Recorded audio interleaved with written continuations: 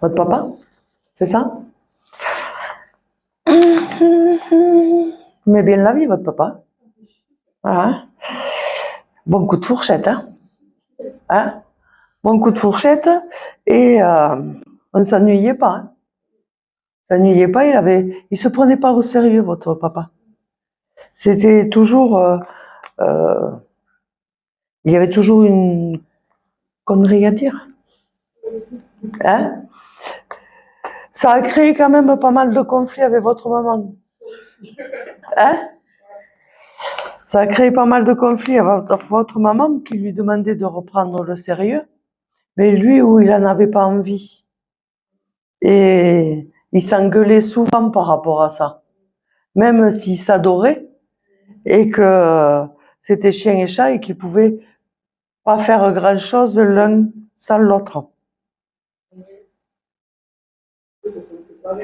Ah oui, mais elle en avait ras-le-bol, il a été exécrable.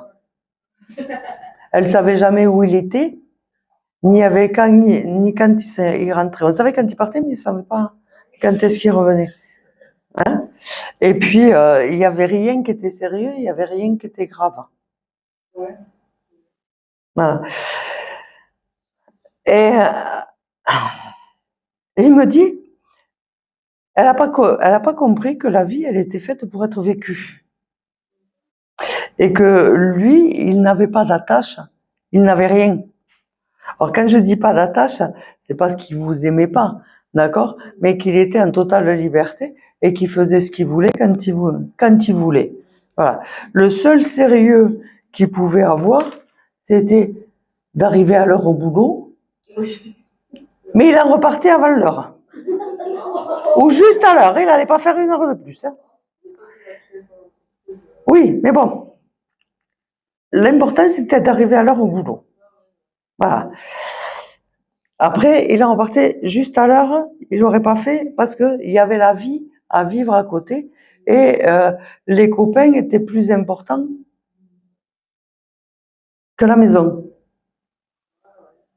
Il aimait être entouré.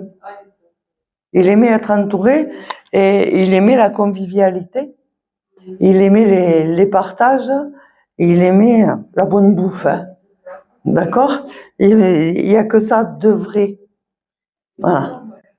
Il n'y avait que ça de vrai. Voilà. Bon. Maintenant qu'il a fait les présentations, hein, on va passer à vous. D'accord? Il me dit, il va falloir vous bouger le cul. Votre papa qui aimait la vie aussi. D'accord? C'est ça?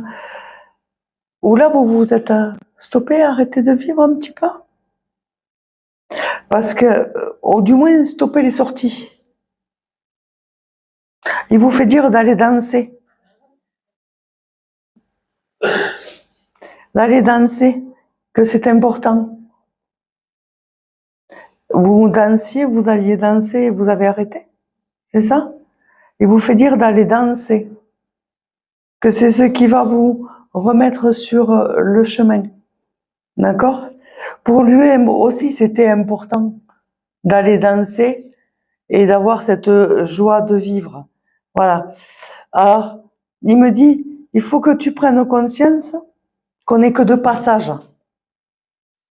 et que la mort n'est pas une fin. La mort n'est pas une fin. Voilà. Donc, va danser et demande et communique. Parce que vous n'êtes pas habitué à demander ni à communiquer. Là-haut, hein. Là-haut. D'accord? Là-haut. Après, si, en bas, vous parlez beaucoup, ouais. Ah.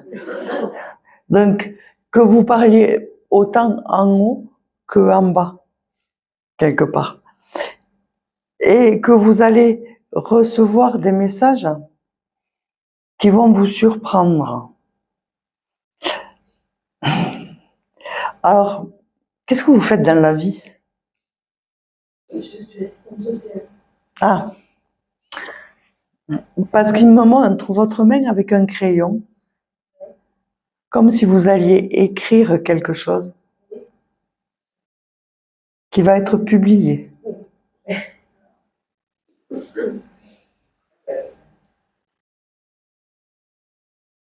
Et que l'écriture est importante pour vous. Et que vous allez communiquer et transmettre par l'écriture. Alors vous avez déjà rempli tout un tas de cahiers, il me dit.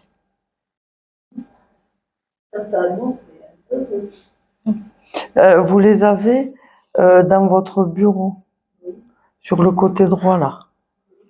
Hein? Voilà. Dans le tiroir du milieu, il y a 3 tiroirs sur votre bureau. Il y a 3 étages.